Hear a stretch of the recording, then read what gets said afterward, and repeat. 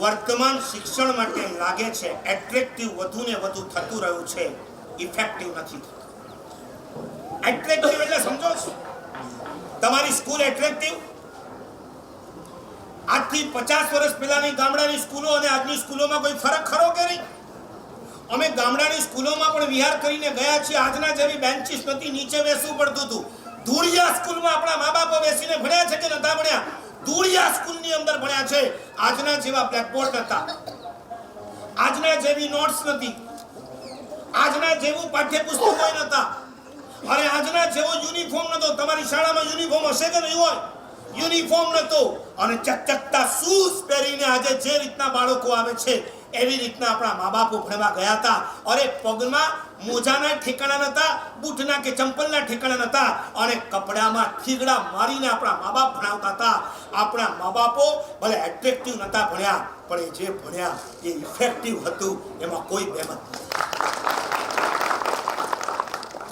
તમે એટ્રેક્ટિવ કે effective?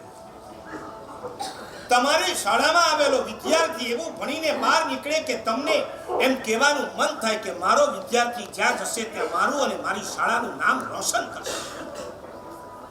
Effective હોય. આજે ઇફેક્ટ ઘટતી જાય. એનું કારણ એક જ છે, તમે લોકોએ પણ સ્કૂલમાં જો આજે છે ને, મારે શિક્ષણની વાત નથી કરવી, શિક્ષકોની વાત કરવી.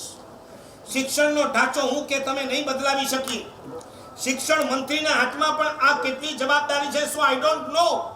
એ કેટલું બદલાવી શકે આપણે અપેક્ષા રાખીએ છીએ, પણ કેટલું બદલાવી શકશે એ આપણને ખબર નથી. શિવાજીનો ઇતિહાસ ખોટો ભણાવવામાં આવે, જૈન મહાવીરનો ઇતિહાસ ખોટો ભણાવવામાં આવે, અને એ તમે એમના બાળકોને ભણાવે જ જાઓ. તમે ખુદ સમજતા હોવા છતાં તમે નથી બદલી શકતા. હું માનું છું શિક્ષણ કદાચ આપણે ના બદલી શકીએ, શિક્ષકો તો બદલાઈ શકે કે ના બદલાઈ શકે. માહિતીનો ભંડાર આપવાનું બંધ કરી દો. ભણાવતી વખતે ભલે માહિતી આપવી પડે, વાત જુદી છે, પણ એની સાથે સાથે અનુભવનું જ્ઞાન પણ આપતા જાઓ. આજે મેટર અને નોલેજ વધતું ગયું છે, પણ વિઝડમ અને ફિલિંગ્સ ઘટતા ગયા. તમે અનુભવનું જ્ઞાન આપશો, એમાંથી એને ફિલિંગ્સ આવે. આજે ફિલિંગ્સ ઘટતી ચાલી છે. મારે આજે તમારી સામે આવા 7 મુદ્દાઓ મૂકવા છે. તમારા સ્ટુડન્ટની 7 ખામી કઈ છે અને તમારી 7 ખૂબી કઈ હોઈ શકે.